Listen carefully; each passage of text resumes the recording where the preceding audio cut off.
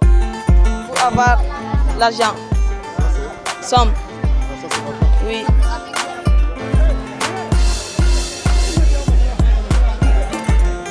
Entre le football et l'école, je préfère le football.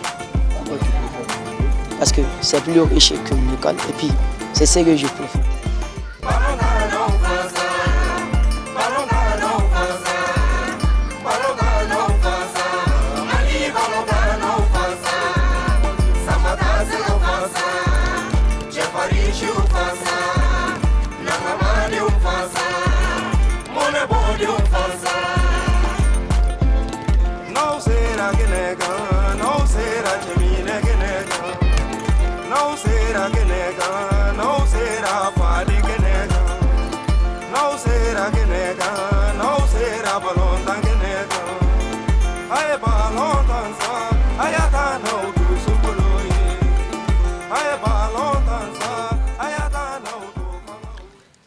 Longtemps considéré comme une terre d'émigration, le Mali connaît aujourd'hui une forme d'exil lié au sport, plus précisément le football. De plus en plus de jeunes footballeurs maliens sont tentés d'aller monnayer leur talent en Europe. Et ce phénomène a pris de l'ampleur depuis l'organisation de la CAN 2002 au Mali. Bienvenue à Bamako, berceau du football africain, terre du premier ballon d'or d'Afrique. Bienvenue au pays de la panthère noire, Salif Keita alias Domingo.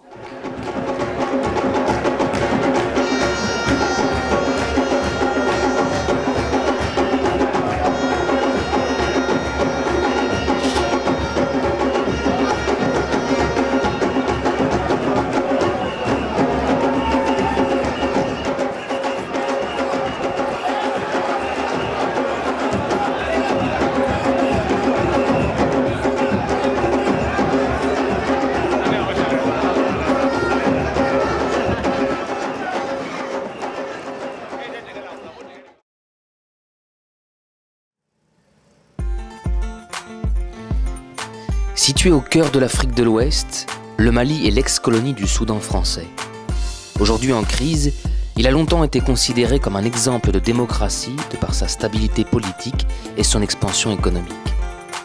Malgré ce statut de pays émergent, le Mali reste un des pays les plus pauvres au monde aux yeux des observateurs. En effet, plus de la moitié de la population vit avec moins de 1 euro par jour, soit 600 francs CFA. La couche la plus touchée par cette crise est la jeunesse malienne. Une jeunesse débrouillarde, mais qui peine à trouver sa place au sein d'une société de plus en plus matérialiste. Bon nombre de jeunes se réfugient dans le sport comme passe-temps, et beaucoup d'entre eux y voient leur avenir. Pour comprendre les raisons de ce nouveau phénomène, nous sommes partis à la rencontre des acteurs du football malien. Et c'est tout naturellement auprès de l'Union nationale des anciens footballeurs du Mali que débute notre enquête. Ce jour-là, sur le terrain, surprise. Nous remarquons la présence d'un ancien Premier ministre, aujourd'hui l'un des hommes politiques les plus populaires au Mali. Pour lui, le phénomène n'est absolument pas nouveau. Le phénomène est effectivement très préoccupant, consistant en ces jeunes qui par dizaines ou centaines traversent les océans, attirés par l'appât d'une carrière qui puisse leur apporter de l'argent, mais aussi tombant très facilement dans le piège de gens que j'appelais de vrais requins, qui les exploitent, qui les trompent, qui les induisent en erreur. Il faut évidemment tout un ensemble de mesures. D'abord dans les pays de départ, tels que le Mali et d'autres pays africains, qui est un bon encadrement de la part de la Fédération, du ministère des Sports et également des écoles de foot, qui est une campagne d'information pour sensibiliser ces jeunes-là sur ce qui les attend et surtout sur ces requins. Il y a ces agents plus ou moins officieux ou mafieux qui sont là, qui pullulent dans le milieu sportif et qui exploitent en fait, disons, l'innocence, la naïveté de certains de ces jeunes. Et nous, pendant la transition, nous avions la chance d'avoir comme ministre des Sports un praticien de football, en l'occurrence Mamadou Fani, qui a eu une carrière, je dirais, semi-professionnelle en France, qui connaît bien le milieu, aussi bien le pays de départ que des pays d'accueil tels que la France, l'Italie et l'Angleterre. Bon, ce phénomène d'exode des jeunes footballeurs africains, même des grands parfois, vous savez, ce monde est devenu difficile. Pourquoi? Parce que maintenant, il y a plus d'intérêt en jeu, d'intérêt économique, et les gens viennent pas tellement pour le football lui-même que pour des intérêts, j'allais dire, bassement matériels. À mon avis, il y a la part d'organisation, mais l'introduction énorme du matériel, de l'argent, je veux dire. Et c'est ça qu'on déplore pour la plupart, nous autres, dirigeants mais observateurs de ce phénomène, c'est que les enfants sont parfois pris et ils sont baladés comme du bétail. Ça, c'est dommage. Mon avis là-dessus, c'est qu'il faut réglementer cela. Je pense qu'il y a même la réglementation, mais cela fait défaut dans nos pays d'Afrique parce qu'en Europe, ce n'est pas possible. Compte tenu de la gravité du problème, plusieurs personnalités ont répondu à notre demande, à commencer par un ancien international malien, Idrissa Kanté, alias Gorgui. C'est un peu partout maintenant, parce que dès qu'un gosse commence à taper dans le ballon, les parents se disent « Ah, celui-là, il faut avoir de l'argent ». Donc, qu'est-ce qu'il faut faire? Il faut aller chercher l'argent.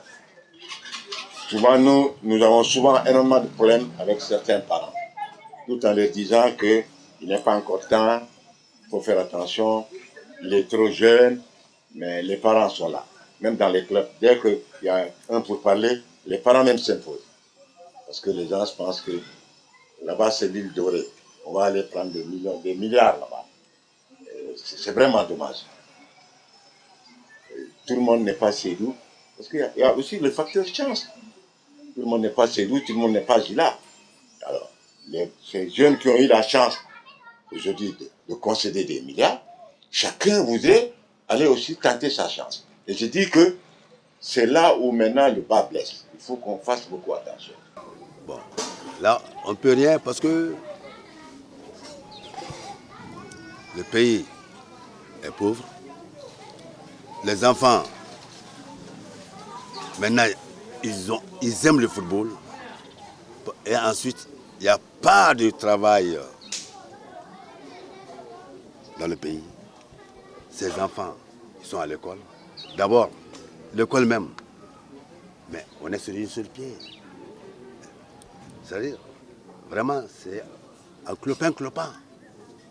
Bon, en voyant tout ça, l'enfant est tenté d'aller en exode. Et ça, c'est un problème. Aujourd'hui, ton fils est ami à un footballeur, les deux évoluent dans un même club, il part, la maman ou le papa va tout faire, va tout mettre en œuvre pour que son enfant aussi aille là-bas. Qu'aujourd'hui, les parents eux-mêmes veulent que les enfants aillent en Europe. Et ça, c'est un premier problème. Il y a les recruteurs, eux aussi, à leur niveau, ils ne sont pas organisés. Ils disent qu'ils ont falsifié tous les papiers en disant c'est la FIFA, c'est la CAF, ceci et cela. Et ils viennent vraiment embrouiller la population et puis surtout dans la famille, les enfants. Ils leur promettent des choses que vraiment ça n'a rien à voir avec le football. Et ça, c'est d'énormes problèmes pour ceux qui dirigent les clubs parce qu'il y a une sorte de confrontation entre les intérêts. Les intérêts de la famille qui est extrêmement pauvre et qui veut tout de suite quelque chose et le club et le dirigeant qui veulent mener à bien la carrière de ces petits.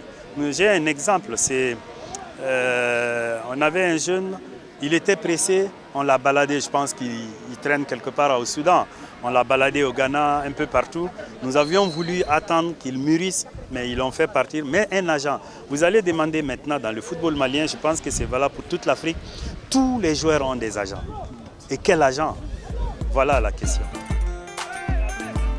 Les facteurs en cause dans ce phénomène d'exode sont la précarité, les familles et surtout la malhonnêteté de certains agents qui vendent du rêve aux enfants.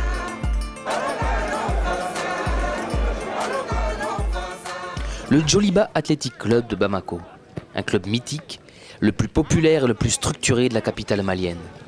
Ici, beaucoup de joueurs évoluant dans les championnats français ont été formés. En présence de l'ancien international Sékou Fatamadi Diarra, figure emblématique du club, nous pouvons approcher les dirigeants et les interroger sur cette problématique. Au pays des aveugles, les bornes sont rois. Le Djoliba, ce n'est pas pour nous vanter, nous sommes les seuls peut-être à pouvoir donner le minimum vital à un joueur au Mali. Ça, je l'ai dit sans détour. Ce que nous nous donnons, ça ne suffit pas. La carrière d'un footballeur, ça s'arrête au bout de quelques années. Si vous êtes fils de pauvre, vous êtes obligé de chercher à vous enrichir avant que vous finissiez votre carrière. Bon, moi souvent je vois des joueurs qui ne sont pas bien préparés. Ils sont pas bien préparés.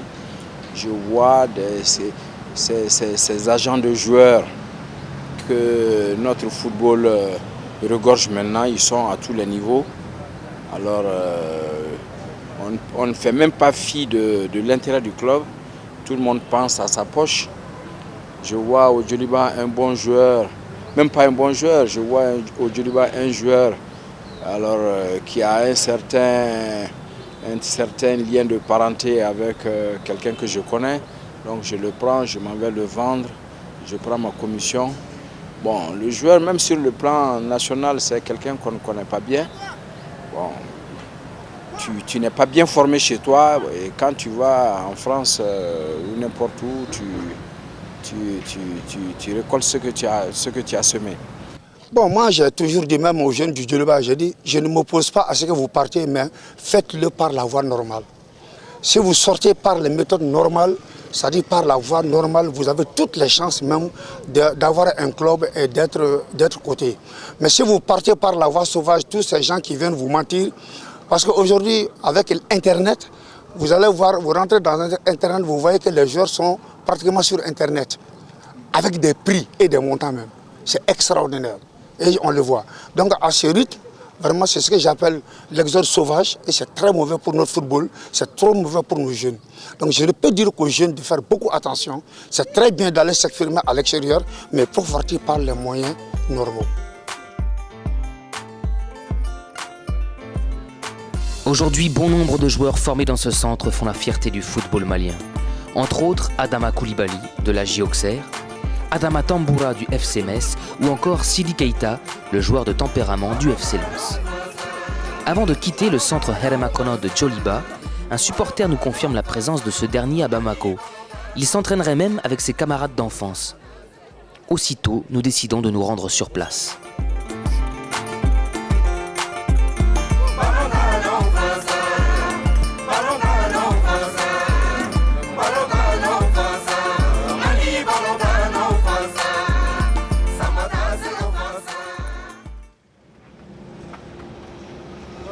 Bolibana, un des quartiers populaires de Bamako.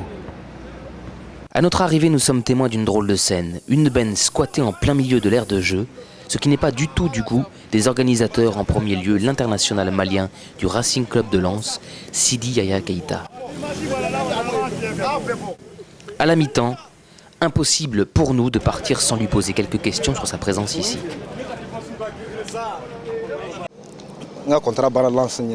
Mon contrat au RC Lens s'est terminé cette saison. Pour l'instant, je suis dans l'attente. Des clubs m'ont fait des propositions, mais je ne veux pas y aller trop vite, pour ne pas commettre les mêmes erreurs, car en quittant Strasbourg pour Lens, c'était un choix imposé. Financièrement, il y a beaucoup d'équipes qui n'arrivent pas à me faire une offre convenable, mais dès que la situation se régularise, je partirai.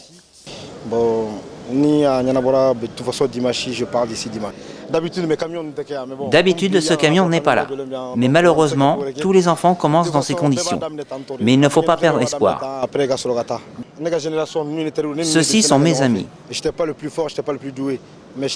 Nous n'avons pas la chance d'aller dans un centre de formation. Nous apprenons à jouer dans ces conditions.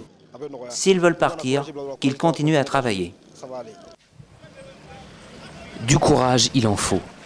Choqués par les images, nous laissons Sidi Yaya et ses amis continuer leur partie. Une question nous interpelle, celle de la politique infrastructurelle et matérielle sportive au Mali. La jeunesse malienne manque-t-elle d'espace de jeu? Les clubs bénéficient-ils de l'aide des autorités? Pour en avoir le cœur net, le lendemain, avec l'accord du promoteur d'un centre de formation Africa Foot, Nous visitons le centre. Sur ce même terrain s'entraîne également l'un des clubs phares de Bamako. Il s'agit du club olympique de Bamako, le COB. Un terrain non gazonné, des conditions d'entraînement approximatives, de nombreux ballons en fin de vie, aux grandes dames de l'éducateur. Bon, le rêve des jeunes, c'est d'être professionnel et jouer avec l'équipe nationale du pays. Ça, c'est le vrai problème. D'abord, nos équipes, ce n'est pas des équipes professionnelles, c'est des équipes amateurs. Ça, c'est le problème familial aussi, il y a ça. Par exemple, chez nous, il y a des gosses que le président même paie leurs cotisations, frais de cotisation et leurs instructions dans les écoles. Quand ils sont blessés, c'est le président qui s'occupe souvent des situations comme ça. De faire que quand une famille a ça, les jeunes, ils veulent tous partir. Mais on est obligé de leur mettre quelque chose sur place pour qu'ils puissent, pour leur faire garder un peu. Bon, il y a certains travaux qu'on ne peut pas faire. On est obligé de nous limiter à certains niveaux. Il y a des niveaux, on ne peut pas atteindre ça. C'est à cause de ça qu'on dit que c'est au niveau du professionnalisme qu'on va atteindre. Mais chez nous, au niveau de l'Africa Foot, les petits moyens qu'on a, on est en train de mettre en place pour que l'équipe puisse progresser rapidement.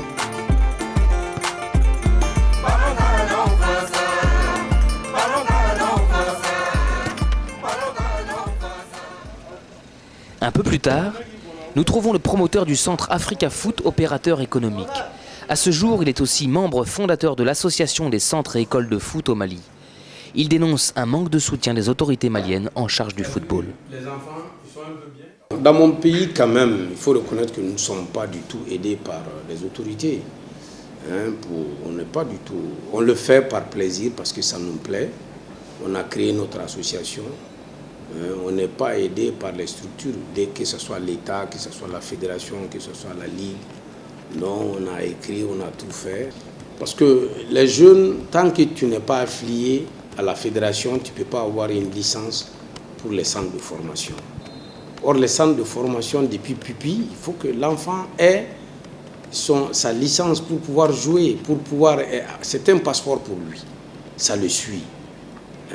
Tout ce qu'on fait là pour diminuer les âges ou bien augmenter les âges, ça va éviter tout ça. Donc depuis le bas âge, il a une licence qui le suit, c'est son passeport qu'on ne peut plus changer. Donc nous, on a essayé de démontrer ça, de s'occuper du football à la base, de nous aider, de nous reconnaître, de mettre dans les statuts. Au Mali aujourd'hui, il n'y a pas de formation solide parce qu'il n'y a pas de championnat au niveau national de football des jeunes. Même dans le district de Bamako, je le dis parce que c'est moi qui l'ai fait. Ça fait une dizaine d'années que je finance le championnat de cadets et juniors dans le district de Bamako, avec la Ligue de Bamako. C'est tout. C'est le seul championnat que les enfants ont depuis 10 ans, sinon ils n'en ont pas. Bon, ensuite on dit le Mali, ça ne joue pas, ça ne marche pas, on est éliminé, c'est normal. C'est le reflet même de la politique du sport. C'est le reflet de la politique du gouvernement. Autrement dit, mais je vous dis un exemple. La Coupe ATT, les enfants, tous les enfants du pays ont participé. Même dans les confins, dans les coins les plus reculés, les coins et les recoins, ils ont tous participé. Mais en définitive, c'est quoi? Ça sort quoi?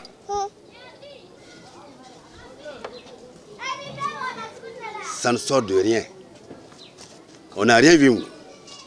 On n'a jamais dit la Coupe ATT a joué 5 ans, 10 ans et on a pu avoir sélectionné 10 gosses de ce genre-là et on les met et on le suit. On n'a jamais vu. Donc c'est pour vous dire, ce Coupe ATT-là, tu as des gosses de 12 ans qui jouent contre les gosses de 20 ans. Il y a des 20 ans. De l'autre côté, il y a 15 ans ici.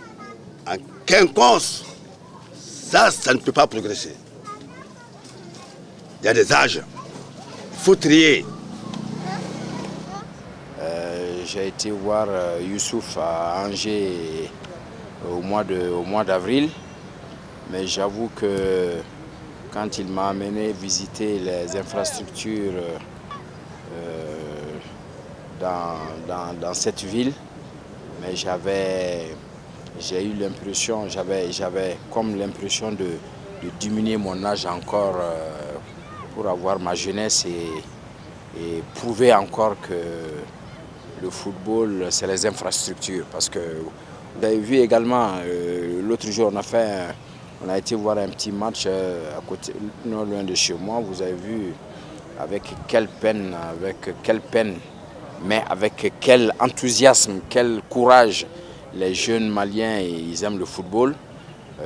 Soit il y en a qui le font à pieds nus, souvent il y en a qui le font avec des chaussures non adaptées. Et vraiment, moi je vous dis, en France et dans les pays européens, il y a vraiment de quoi rêver faire un bel avenir. Voilà. Afin de mieux illustrer ce phénomène d'exode, nous suivons un jeune candidat. Nous l'appelons Isma. À 18 ans, Isma ambitionne de regagner la France afin d'accomplir son rêve le plus cher, devenir footballeur professionnel. Voici Isma en plein préparatif à quelques heures d'un derby de quartier. Ici, il est considéré comme une star locale, un garçon pétri de talent dont l'avenir passe forcément par le foot. D'ailleurs, au cours du match, remporté par Isma et son équipe, nous pouvons mesurer ses qualités techniques. Mais sont-elles suffisantes pour faire carrière en Europe ? Le lendemain du match, nous retrouvons Isma entouré par sa famille, en pleine réflexion sur son prochain départ. Nous en profitons pour recueillir le sentiment des uns et des autres sur ce projet, à commencer par l'intéressé lui-même. Bon, ma mère, elle m'encourage, mais même si elle ne me le montre pas, elle ne veut pas que j'aille plus du côté foot. Elle veut que ça marche d'un côté ou de l'autre. Mais jamais elle me dit joue au foot, c'est ça qui est bien. Mais voilà, je sais, si je réussis, elle va bien aimer ça. Mais elle ne veut pas que j'aille plus côté foot. Si je ne réussis pas, ce serait un peu du gaspillage. Qu'il étudie, c'est mon souhait. Mais si sa réussite dépend du football, alors je l'encourage. Il y a des personnes qui n'ont jamais été à l'école, mais grâce au foot, elles sont devenues milliardaires. Chacun son destin. L'homme propose, Dieu dispose. Prions que le bon Dieu lui préserve un bon avenir, c'est tout. Je pense qu'il doit aller en France pour évoluer, parce que c'est son rêve et on doit l'encourager. Puis voilà. Bien sûr, moi-même j'ai fait mes études en France. Quand j'ai débarqué en 1977 pour mes études, mon père il avait les moyens, mais j'étais seule. Je me suis débrouillée parce que moi, ma maman n'était pas là, mon père n'était pas là. Moi, je suis descendue là-bas et mon père m'a appelé son ami pour aller me chercher à l'aéroport. Et puis, il est parti me laisser dans un foyer des jeunes travailleurs. Je suis restée là-bas, j'ai fait mes études. Je n'ai pas eu de problème. Ici, visiblement, le départ d'Isma vers la France ne fait plus aucun doute. Mais ont-ils réellement une idée sur les difficultés hexagonales ? En tout cas, là, il n'y a rien. Les réponses tardent à venir. Ouais. Je ne sais pas ce que je veux dire, mais pour réussir, il faut souffrir. Donc, arriver en France, ça sera dur, mais il réussira, Inch'Allah. Je ne sais pas quel est le pourcentage de ces jeunes-là qui réussissent, mais vous savez aussi, hein, on peut mettre tout cela dans le contexte global de la misère qui persiste dans nos pays africains. Vous voyez, là, c'est des footballeurs en herbe hein, qui voient les Drogba, les Samuel Eto'o à la télé, qui entendent parler de contrats mirobolants, de millions d'euros gagnés par-ci par-là, et qui se disent mais c'est la chance ou jamais de tenter de l'aventure. Mais pour 1000 qui vont à l'aventure, combien réussissent? Vous savez, la télé, c'est un monde aussi à part. En Europe, on fait la télé en fonction de la culture européenne, en fonction des sociétés européennes. Et nous, Africains, nous devons comprendre cela. faire la télé à l'image de nos sociétés, à l'image de nos cultures, de nos valeurs. C'est un aspect extrêmement important dans ces cas de figure. Vous verrez qu'aujourd'hui en Europe, les chaînes vont se permettre de faire les portraits des footballeurs qui brillent aujourd'hui, à l'image de Messi, Cristiano Ronaldo ou autres. Donc les jeunes Africains avec les décodeurs, les antennes paraboliques qui voient ces images, veulent marcher sur les traces de ces grands footballeurs. Et ça aussi, c'est l'effet des médias.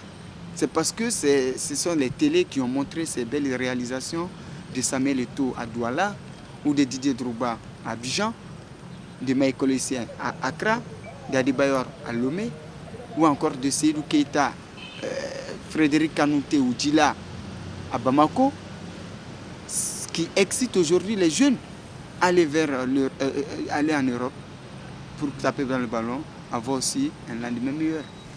Avant de quitter la terre malienne, nous jugeons utile d'avoir l'avis des autorités en charge du football malien, la FEMAFoot, en clair, la Fédération malienne de football.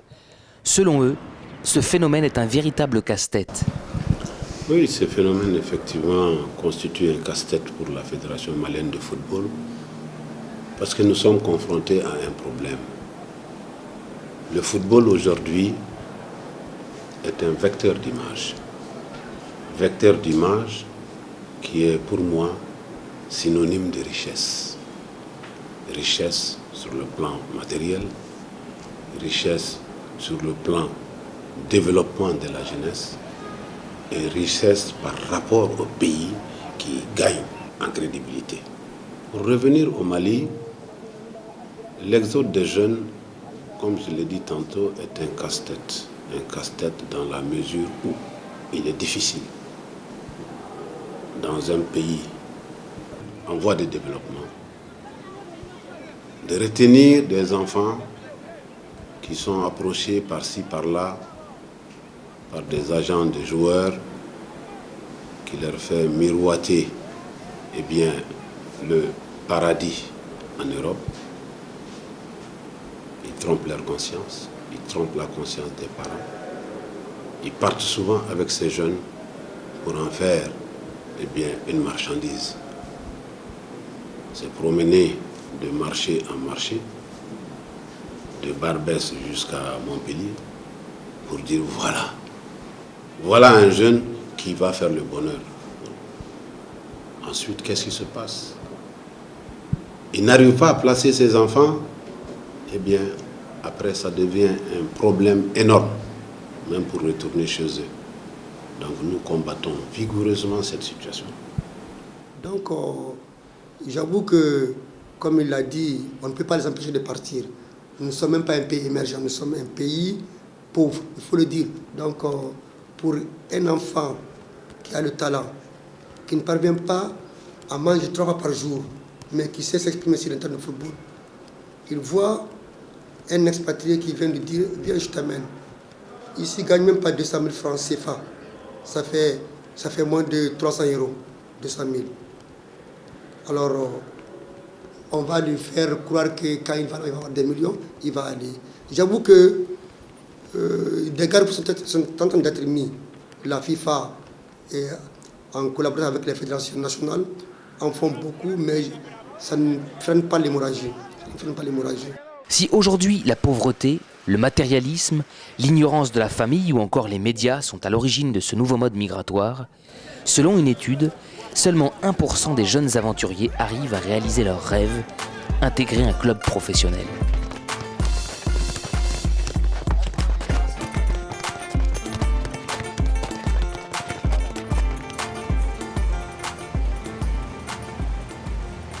Changement de climat, changement de température, Paris.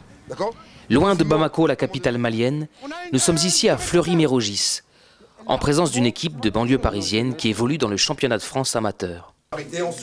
Dans le vestiaire, nous trouvons Jean-Patrick, entraîneur des jeunes du club, un éducateur passionné par son métier. Ce jour-là, justement, entouré de ses assistants, il tente de résoudre le cas de 2 jeunes joueurs, dont un Sénégalais et un Malien. 2 jeunes, arrivés depuis un petit moment dans le club, mais leur situation administrative pose problème. D'après Jean-Patrick, la situation serait récurrente en région parisienne. Je vais prendre un exemple. Je me rappelle, il y a quelques années, j'étais entraîneur à Bretigny et j'avais un ami. Son fils est devenu footballeur professionnel à l'AS Nancy-Lorraine. Ce monsieur, le papa de ce joueur, a eu le président de son club, qui est un très bon club de la région parisienne, et qui lui a donné des billets d'avion pour aller chercher des joueurs en Afrique. Avec les profils. Je veux ça, ça, ça.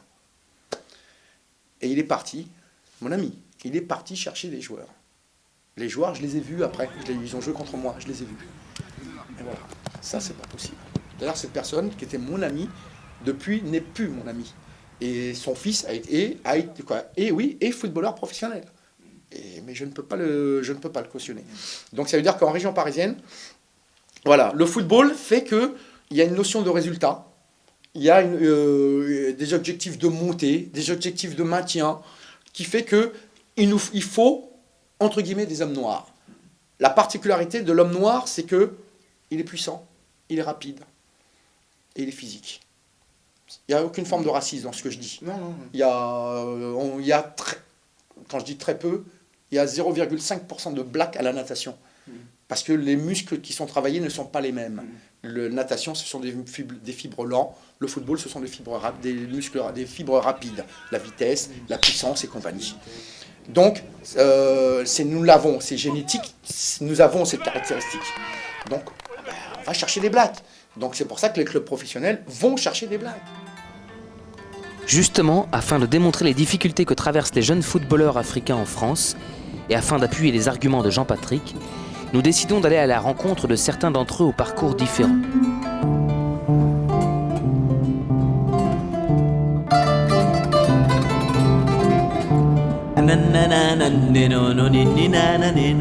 Nous commençons par la Sarthe, pour trouver Draman Koulibaly. Il fut l'un des tout premiers jeunes internationaux maliens à évoluer avec l'Olympique de Marseille et est passé par Laval, Nîmes, Guignon, Tours. À son actif, plusieurs compétitions internationales avec le Mali. Le football français n'a plus aucun secret pour lui. Bordeaux est scindé en 2 parties. Il y a, Ensuite, à Bordeaux, nous allons rendre visite à Cheikh Soumaré, jeune retraité selon ses propres termes, qui après avoir sillonné les 4 coins de l'Hexagone à la recherche d'un club, s'est résolu à faire une croix sur le football et à se reconvertir en véritable conducteur de tramway. Une profession loin, très loin de ses ambitions d'exilé. Pour finir, nous retournons à Paris-Vincennes chez Boubacar Keïta, élu par ses pairs comme l'un des meilleurs portiers dans le mondial des jeunes en 1999 à Lagos, derrière Iker Casillas du Real Madrid. Il a connu plusieurs sélections avec l'équipe nationale du Mali. Pisté par quelques clubs français, c'est à Valenciennes qu'il découvre le championnat français, puis à Ouaskal, avant que les problèmes administratifs et des blessures récurrentes ne l'éloignent du terrain. Je suis issu du centre de formation de Salif, donc j'ai été formé là-bas. À savoir que la chance qu'on avait comparé aux autres jeunes joueurs qui évoluaient toujours au Mali et dans des clubs, c'est que nous, d'une part, il y avait plus d'appui sur les fonctionnements d'ici, parce qu'il y avait aussi une sorte de jumelage entre l'OM et puis le centre de formation. Puisque Salif, il est déjà passé par l'OM et tout au Saint-Etienne. Donc, ils ont demandé à ce qu'il envoie 2 de ses meilleurs joueurs. Donc, ils nous ont choisi, nous, Seydou et moi. Donc, on est parti à l'OM comme ça, au centre. Voilà. La motivation, elle est simple. J'ai connu presque toutes les sélections. J'avais envie de progresser. J'avais envie de gagner ma vie, être un professionnel. Et pour avoir ça, je ne pouvais pas rester au Mali. Pas en Afrique. Il fallait que je vienne en Europe. Et avant de venir en Europe, je suis parti aux States. J'ai vu que là-bas, je ne pouvais pas gagner ma vie comme je le voulais. Et donc, je suis venu ici, c'était pour gagner ma vie, pour avoir ce que tout footballeur professionnel rêve d'avoir. Une belle vie, de l'argent. D'accord. Et mettre mes parents dans des bonnes conditions. puis voilà. Ouais. C'est vrai que moi, au moment où je quittais le Mali, j'étais vraiment bien au Djoliba. J'étais même premier capitaine, vice-capitaine à mon époque. Je jouais titulaire, c'est indiscutable. Mais c'est vrai que quand tu vois des jeunes aussi qui venaient tous les vacances avec des belles voitures, des beaux habits, on est un peu tenté alors que dans la vie, chacun a sa chance. Et que moi, franchement, je pouvais être dans la voie légale comme tous les joueurs qui ont eu la chance d'être pro ici en France ou dans d'autres pays. Bon, malheureusement, j'ai réfléchi aussi dans une situation. Moi, j'avais mal au genou. Bon, le club n'était pas 100% au courant parce que ma blessure, je l'ai contactée en dehors du club. Quand je suis venu en vacances en France et que j'ai vu que j'ai l'opportunité de me soigner déjà à la base, c'est parti de là. Je me suis dit, je vais me soigner et après, peut-être j'aurai une chance de me lancer dans le foot. Mais chose qui n'a pas été facile. Parce que c'est vrai que quand je suis arrivé ici, je me sentais bien. Et j'avais cette envie de réussir, comme tous les mecs qui viennent ici. J'ai fait pas mal d'essais. Et que j'ai eu la chance ici à Valenciennes, avec Didier Nicole, qui m'a donné ma chance. Mais malgré le fait qu'au Mali, ils disent tous que ouais, Bouba c'est un bon gardien. Mais quand je suis arrivé ici, ça ne suffisait pas. Là, on revient encore sur la formation de base. J'avais plein de trucs à réapprendre. C'est-à-dire comment se déplacer, la technique de prise de balle. J'avais ma prise à moi. Mais techniquement, c'était pas ce qui était demandé. Comment se déplacer vers un ballon, j'avais mon déplacement propre à moi. Mais techniquement, je ne l'avais pas. Mais pourtant, quand je quittais chez moi, quand je quittais mon Afrique, on me disait que j'étais fort. Ouais, j'étais fort, j'étais bon sur ma ligne, quand on frappait, je la prenais. Mais techniquement, j'avais beaucoup à apprendre. Et cette période, toutes ces périodes-là, je les ai mis à apprendre. Je ne regrette pas. Mais aujourd'hui, si c'est à refaire, je préfère apprendre là-bas. Et quand je vais venir ici, ils vont me dire, putain, ce gardien, il est fort. Le fait que Dieu m'ait donné l'opportunité de pouvoir finir ce que j'avais commencé. Au fait, au départ, venir ici, c'était d'être sur la scène européenne, c'est-à-dire pouvoir signer un premier contrat professionnel, puisque je suis venu en tant qu'apprenti. Avoir un diplôme qui est devenu professionnel, c'était déjà une grande satisfaction. Et ça, c'est une première. Et de deux aussi, pouvoir avoir l'opportunité aussi de jouer dans un club comme l'OM. Quand j'étais petit, que je regardais les Abedi Pelé, comment on appelle, pas mal de joueurs, et des Basile Boli qui jouaient avec ce club qui était l'un des clubs aussi en France qui a pu remporter la Ligue des Champions. Mais attends, et pouvoir jouer mon premier match en tant que titulaire au Stade Vélodrome, c'était extraordinaire. C'est des moments inoubliables. Et en plus, avec un de mes idoles devant, qui est Georges Weah, extraordinaire. C'est des moments inoubliables. C'était votre premier match. Voilà. Si c'était des moments inoubliables pour certains, pour d'autres, c'était tout simplement le début des galères. Je pensais que dès que tu quittes l'Afrique pour venir en France, ça y est, ta vie est finie. Pour moi, on pensait que la France était l'Eldorado. Tu arrives en France, tu ramasses de l'argent par terre, tu vas dans n'importe quel club, tu signes pro. Du jour au lendemain, c'est loin de là. Il y a déjà un premier obstacle qui fait que beaucoup de gens ont d'énormes problèmes ici. Ça, déjà, il faut vivre en France dans une situation régulière. Il y a une carte de séjour pour les étrangers qui atteste ta présence et t'ouvre des droits. Et chose que nous, on ignore en Afrique. Donc, ça a été un premier obstacle pour moi. Donc, vraiment, j'ai passé des moments difficiles à courir de gauche à droite pour régulariser ma situation. L'exemple le plus près de moi est Demba, qui jouait...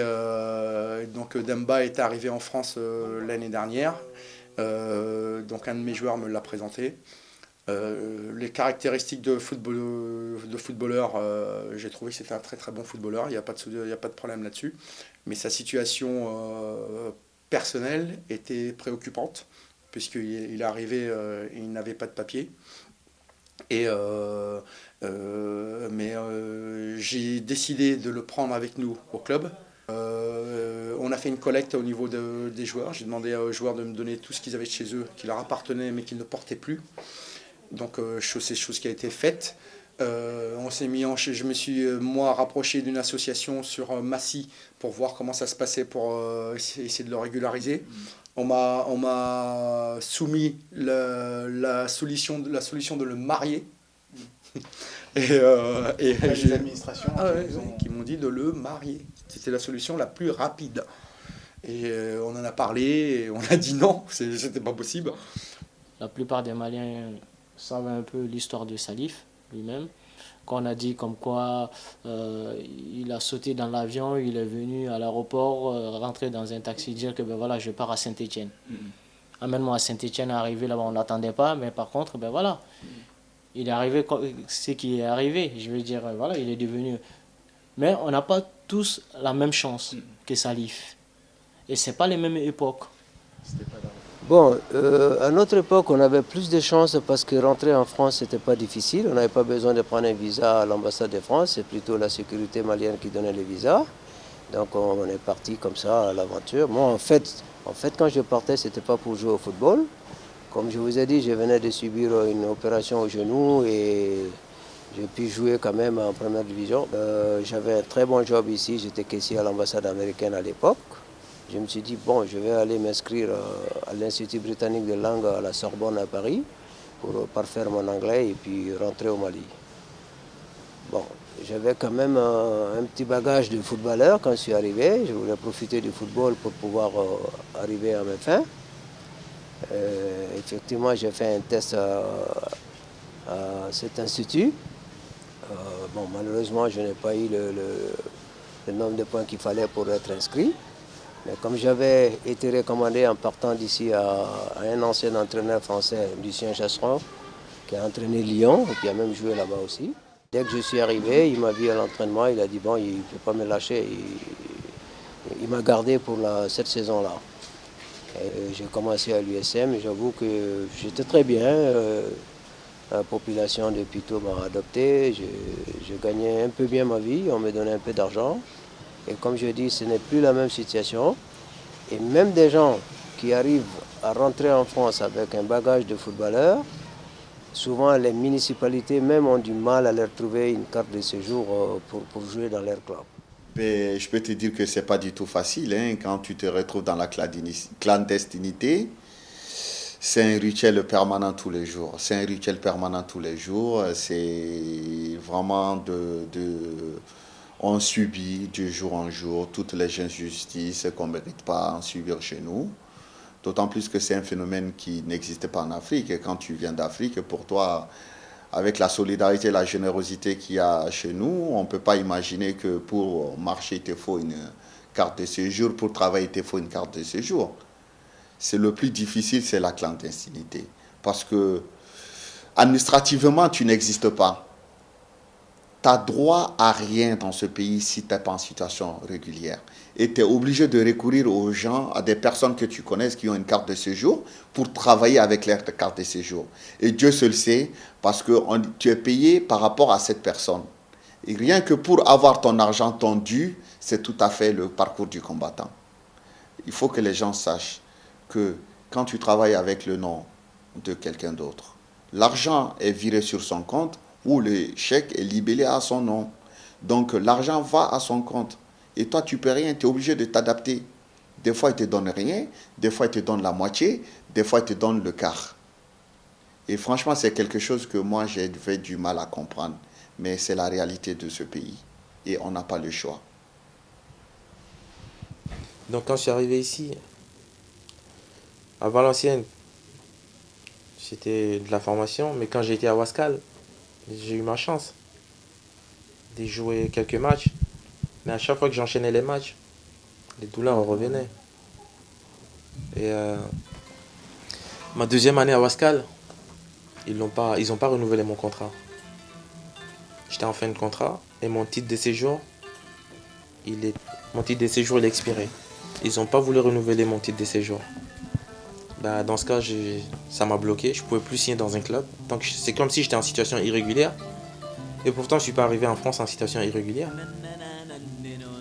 Mais voilà, j'avais pas de contrat, donc pas de renouvellement. Donc tu reviens à la case de départ. Tu es en France, mais tu es à la case de départ. Je ne peux pas jouer parce que j'ai pas de titre de séjour. Donc j'ai traîné comme ça pendant 3 ans.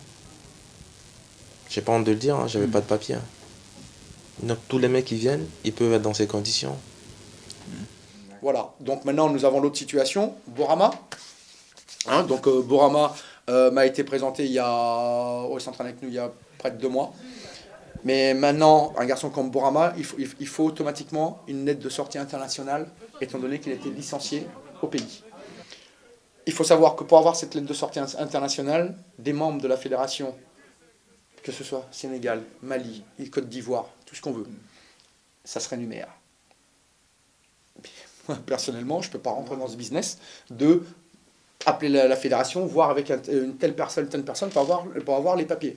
On me l'a dit, on me l'a dit, Jean-Pat, hein, on peut régler ce problème très très vite, mais il faut payer. C'est en plein cœur de Paris et en toute transparence que Bourama, ce jeune international malien dont parlait Jean-Patrick, a accepté de nous parler de sa situation. Cela fait déjà 2 ans que Bourama est arrivé en France dans l'espoir de faire une carrière professionnelle. Avant d'arriver, j'avais des contacts avec certains agents et aussi des amis. Mais malheureusement, la saison était terminée.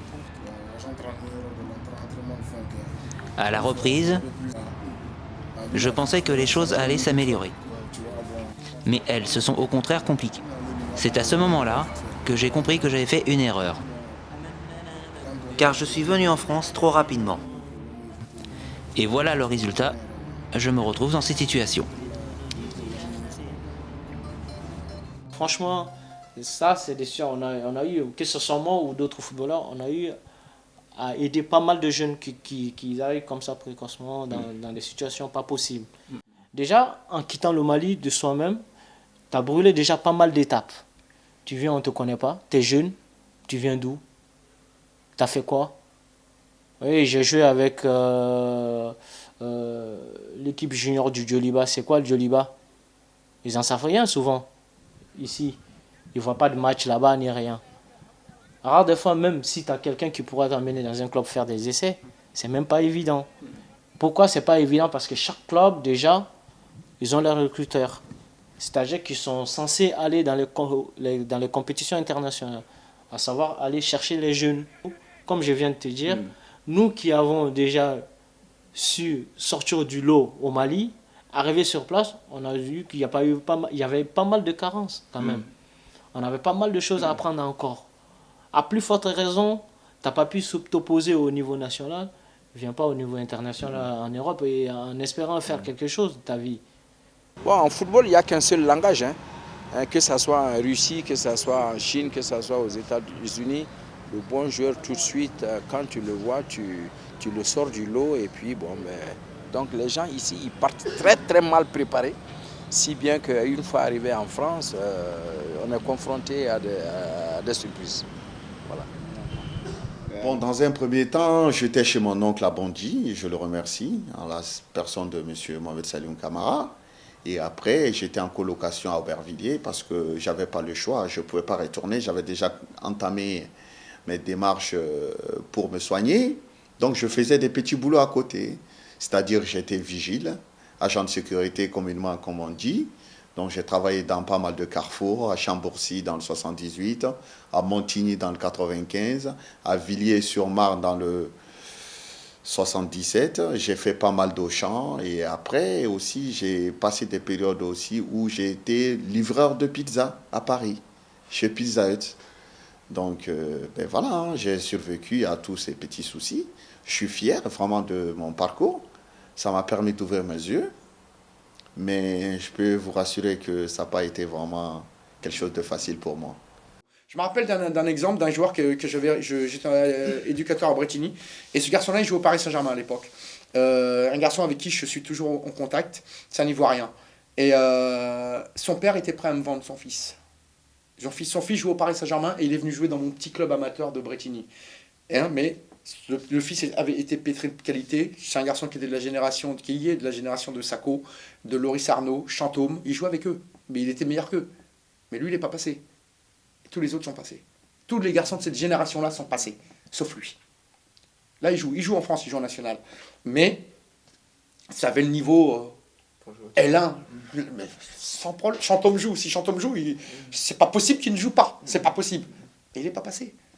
Parce que, agent véreux, papa véreux, qui disent que la France ou l'Europe c'est l'Eldorado. Ça, c'est faux. En France, les garçons, déjà nous-mêmes, qui sommes en règle ici en France, on souffre. Alors imaginez-vous, voilà, c'est incroyable, ça m'agace, parce qu'on souffre, nous, on est déjà noirs, mais même nous, noirs. En situation régulière, on souffre. Alors comment veux-tu ne pas souffrir en étant en situation irrégulière? C'est pas possible. Justement, par rapport à ça, c'est ça le malheur. Parce que quand ils partent, pratiquement la fédération n'est pas au courant. Parfois le club, il n'est pas au courant. C'est une histoire qui s'arrange au niveau de la famille. Au niveau de l'agent qui est à côté en train de dire « moi je peux faire ceci, je peux faire cela ». Malheureusement, ils ne peuvent rien. Quelqu'un qui va sans adresse, comment on peut l'identifier? C'est là la question.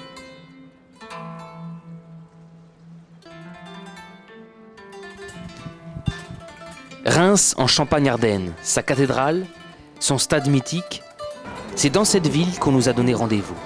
Souvenez-vous, à Bamako, nous avons rencontré le jeune Isma qui rêvait de regagner la France afin d'y poursuivre une carrière professionnelle. C'est dans son petit studio d'à peine 10 mètres carrés qu'il nous reçoit.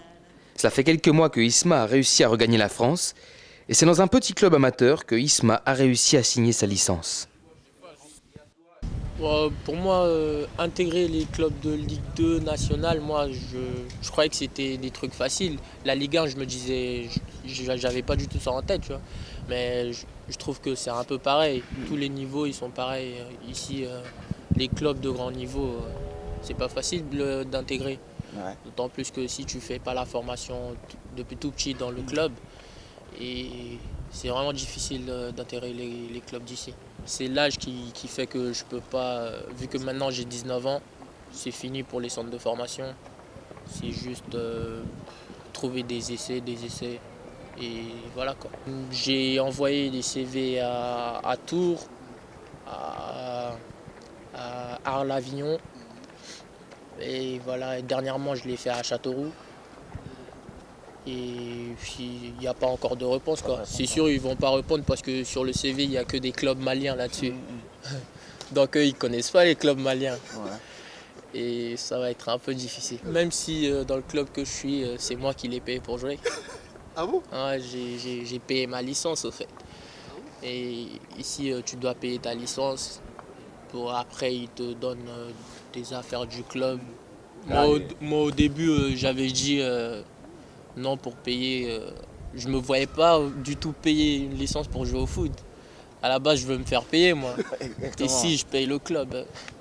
Donc c'était pas dans ta conception. Voilà au Mali, quoi. Ça a été une grande déception de ce côté-là.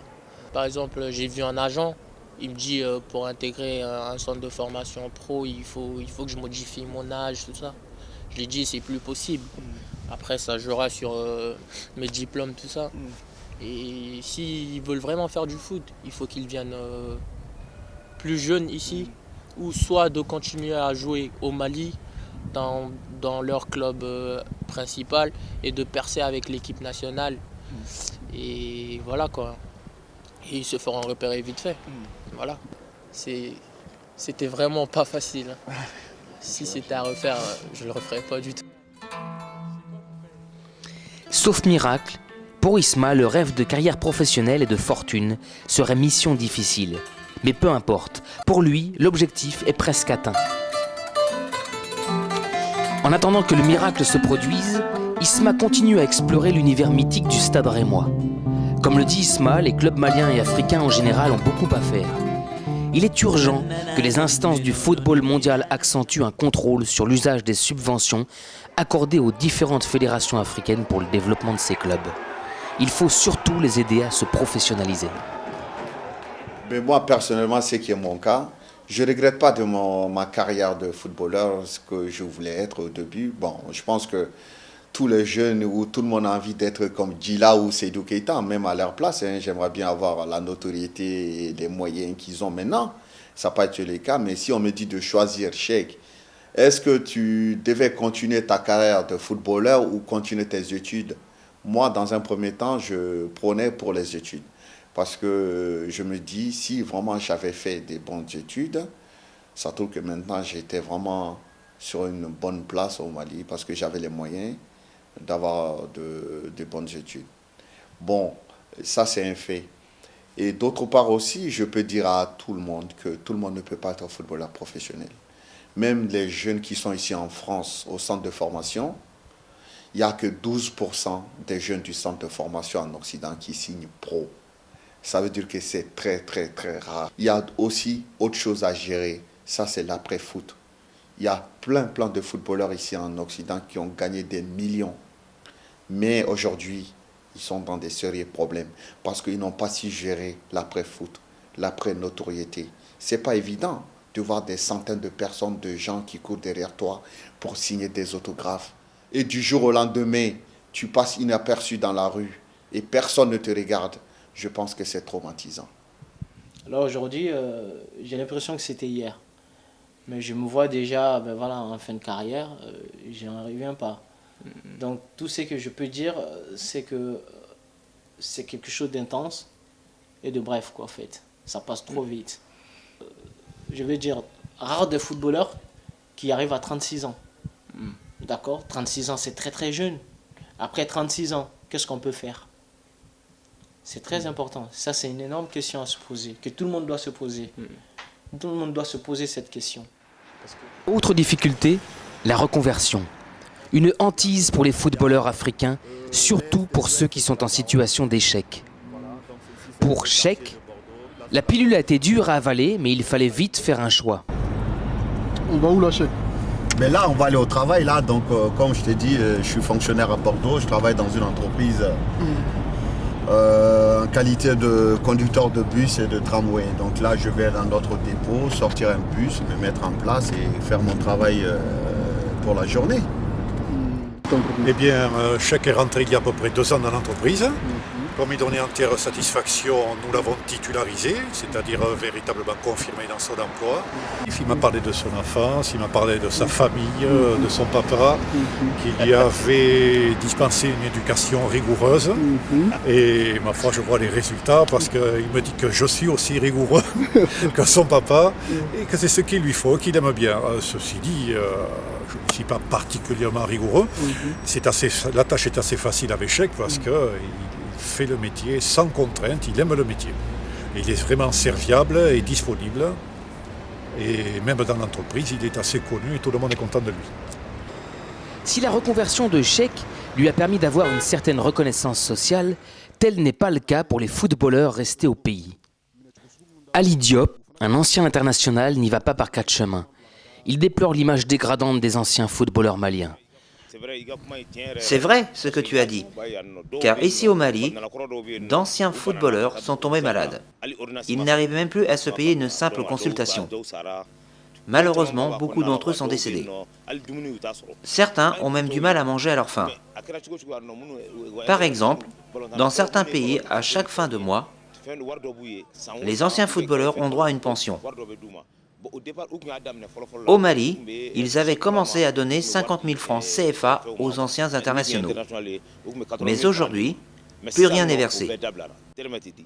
C'est injuste de voir des personnes qui ont passé toute leur vie à défendre les couleurs de la nation de finir aujourd'hui comme le simple portier devant le stade. Vous voyez ? Et il faut que cela cesse. Il faut que cela cesse.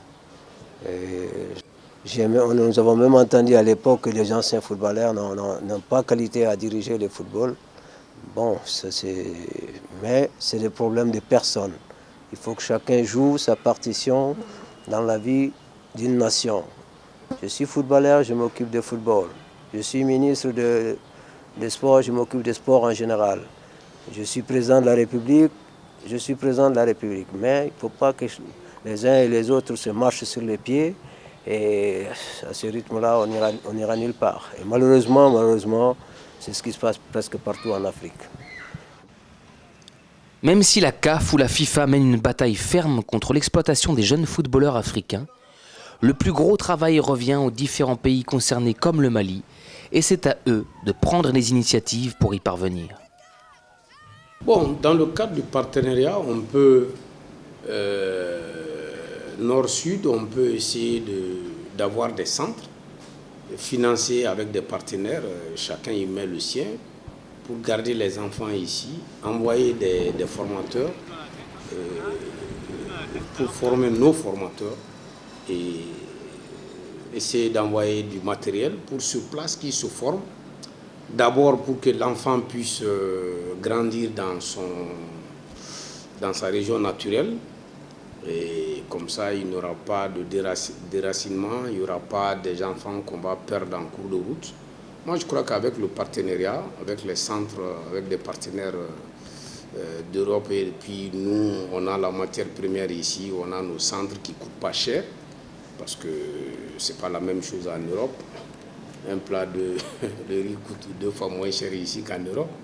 Donc voilà, on peut essayer avec ce genre de partenariat. Ça peut retenir l'enfant à la source pour qu'il puisse grandir, s'épanouir d'abord avant d'aller en Europe alors qu'ils ne connaissent rien. C'est ça. Aujourd'hui, le plus grand mal qu'on peut se faire, c'est vraiment de prendre l'initiative un jour de décider sur un coup de tête d'immigrer. Donc nous, jeunes, nous avons la responsabilité et l'obligation d'initier des projets, de créer des initiatives qui pourront amener les jeunes à croire encore en leur pays. Parce qu'au Mali, on peut tout faire. Le terrain est quasiment vierge, donc on peut se permettre beaucoup de choses. Et dans les pays développés, c'est complètement saturé, il n'y a plus de débouchés pour les jeunes.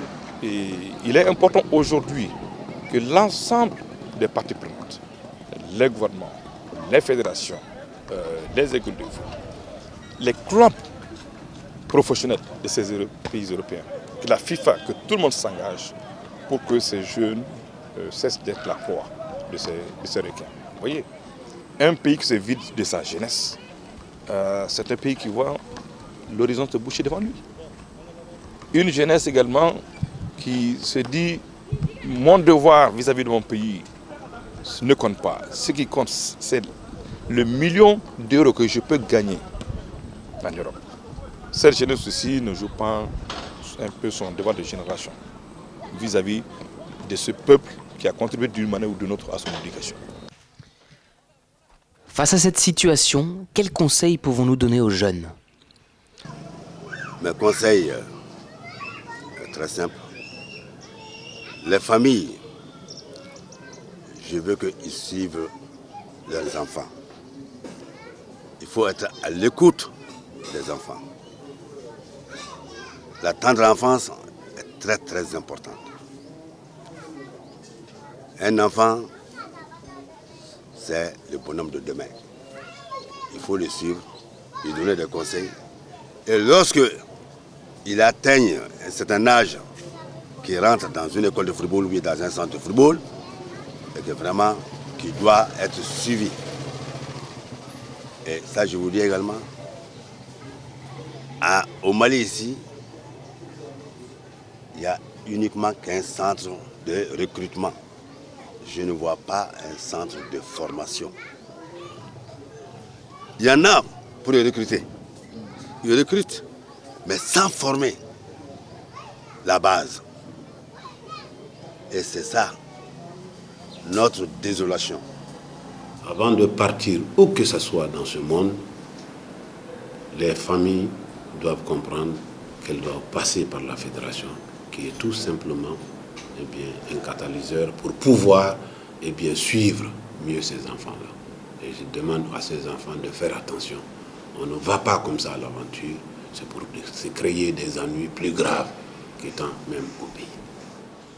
Donc il faut que les parents comprennent que les enfants maintenant, les envoyer jouer en France sans club, sans agent, c'est dérisoire, c'est pas normal, c'est les envoyer à l'abattoir. Ils ont tous envie d'être des professionnels parce que c'est le miroir ça, aux Alouettes peut-être, mais il faut qu'ils travaillent.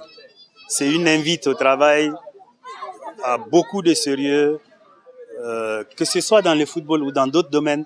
Je pense qu'il faut plus de travail, plus d'abnégation, plus de sérieux et de respect de l'autre naturellement, parce que c'est un des fondamentaux de notre culture, le respect dû à l'aîné. Ça va faire rire en Occident, mais ce qu'on appelle bénédiction chez nous, ça s'acquiert auprès des aînés.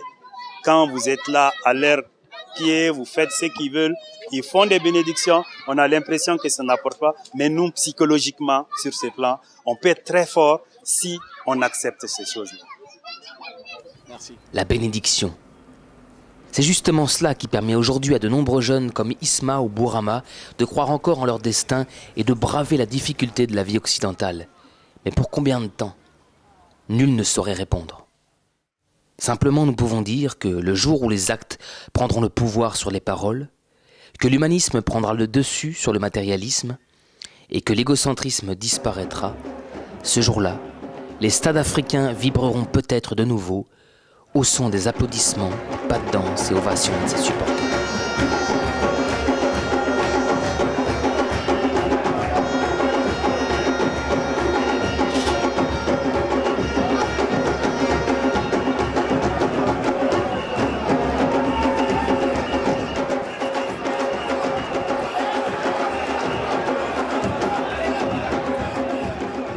Ne perdons pas espoir. Le pays a besoin de nous.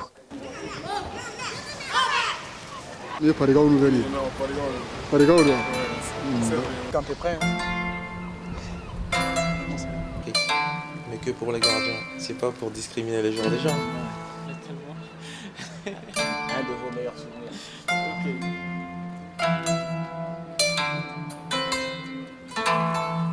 L'avenir, notre football, c'est ici. La chance aux gens qui peuvent évoluer et qui peuvent gagner leur but. Moi, je crois que c'est la meilleure des choses qu'on peut faire. On peut dire que non, même si c'est le World Bar à Qatar, quoi. Ceux-là qui bien s'acquérir ici.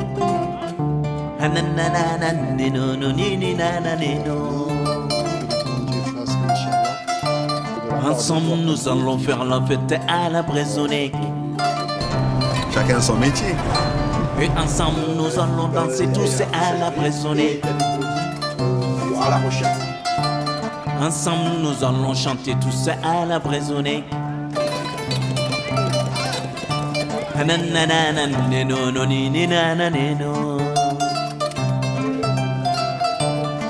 De pas à pas, à nous tenant les doigts, les papis, les mamies, les pronomares aussi. Les bombardes, les vignots, les cornoméses sont là. Titi Boubou, t'as vu, on est là. Et attention, vos oreilles, ça va cartonner. Vignots.